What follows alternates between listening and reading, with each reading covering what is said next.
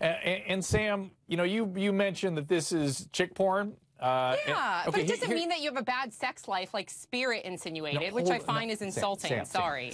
Sam. You like it? That's great. That's good. That's good. but here's my concern. You know, guy porn is not good for kids either.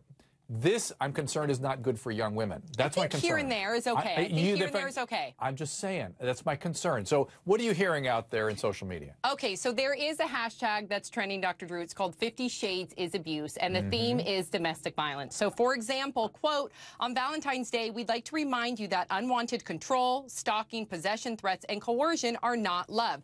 Now, some are even speculating that the popularity of the 50 Shades franchise has led to even more sex emergencies here in the U.S. So critics point to a report by the Consumer Product Safety Commission that found that American sex toy emergencies spiked in 2012 and 2013 because coincidentally, the trilogy was released in 2011. Maybe that's a good thing. I don't know. At least that's adults who are in the privacy of their own home.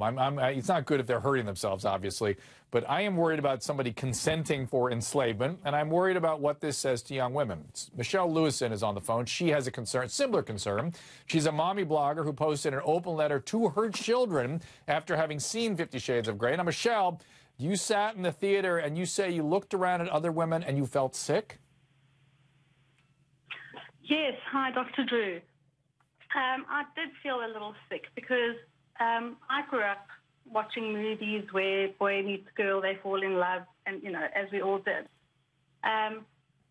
This movie is modeling this bizarre delusion that a young girl's going to meet some narcissistic, really handsome, super rich guy who's going to be all broken and abused from when he was young, and so he's got all of these issues, and she's just going to have to deal with it and put herself through things that she's uncomfortable doing. She'll consent to it because she's manipulated into it, and she's under this delusion that if she loves him enough, she'll fix him. And that, Michelle, is a very dangerous message to young women. Wouldn't you agree? Young women.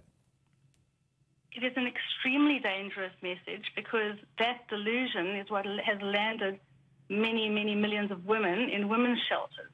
Yes. Sam, yes, that's my concern.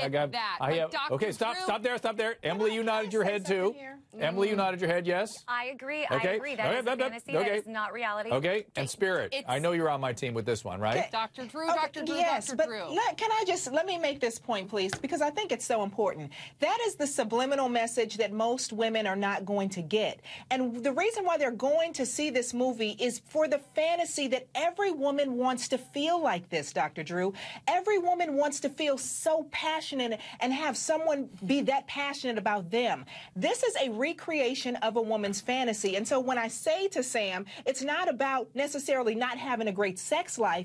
It is about catering to the fantasy that every woman wants to feel, and we need to teach women that this could be reality in a healthy way. Yes, there's a healthy version of this. Totally agree. Dr. Drew. Yeah. Okay, again, there are so many movies and books out there, you could say, that have really messed up or deviant plots. Again, this is make-believe, it's fiction, it's fan fiction.